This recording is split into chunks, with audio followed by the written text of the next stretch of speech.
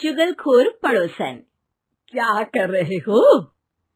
छत पे जाके अखबार पढ़ूंगा। बस यही करो। तुम्हें पता भी है कि बहू क्या गुल खिला रही है? उसने नया फेसबुक अकाउंट बना लिया है। रोज 10 फोटो डालती है। हमारे परिवार की तो नाक कटवा देगी ये। और तुमको ये बात कैसे पता चली? अरे पड़ोसन ने बताया। उसकी बहू भी फेसबुक पर है ना, तो उसको पता चल गया। हाँ हाँ, जैसे तुम तो बहुत भोली हो।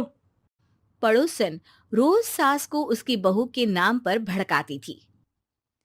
आज तो आपकी बहू कह रही थी मुझसे आके कि आप दिन भर खाती रहती है, खा खा के घटोत्कच हो गई है।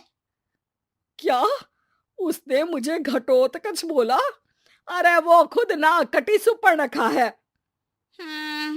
आप कह रही हो तो सही होगा, लेकिन आप उसको बताना मत कि मैं ये सारी खबरें आपको देती हूँ। शाम को जब बहू पड़ोसन के पास जाती है, आज तो तेरी सास तुझे सुपर्णखा कह रही थी, कल ताड़का भी कह देगी।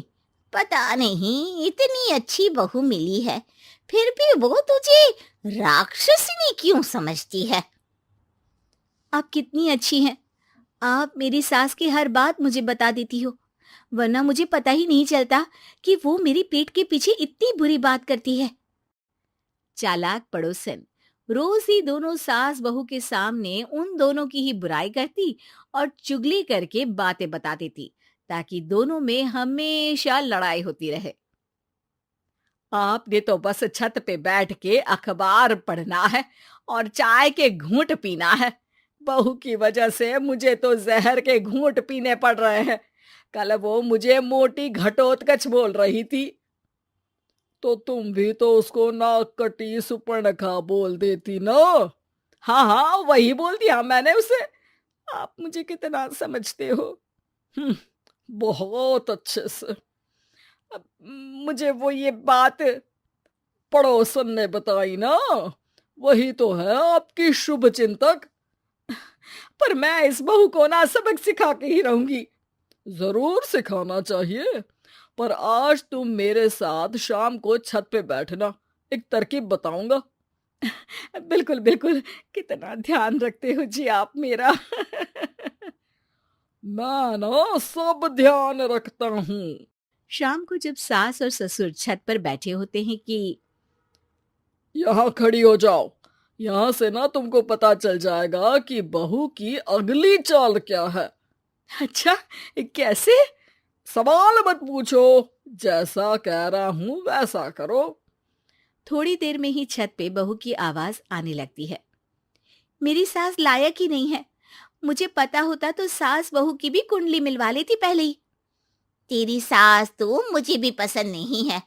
मेरे पास जब भी आती है तेरी बुराई करती रहती है। कभी सुपर्णखा कहती है, कभी हिडिंबा कह के कामचोर भी बोलती है, अरे कभी कभी तो चुगलखोर भी बोल देती है। काश आप जैसी होती मेरी सास। ऊपर छत पे पड़ोसन और बहू की आवाज सुन के सास के होश उड़ जाते हैं। समझी? जी समझी। सुबह तुम्हारे सामने ये बहू की बुराई करती है और शाम को बहू के सामने तुम्हारी। मतलब आप सिर्फ अखबार नहीं पढ़ते, सारी खबरें भी रखते हैं। अब तो इस पड़ोसन को भी सबक सिखाना पड़ेगा। शाम को सास बहू को जाके पड़ोसन की साजिश के बारे में बता देती है। हाँ, मुझे माफ कर दो माँ जी। तुम भी अपनी माँ जी को माफ कर दो, इन्होंने भी तो तुमको बहुत कुछ कहा है। अरे बस बस, अब ये सोचो कि पड़ोसन को सीधे कैसे करना है।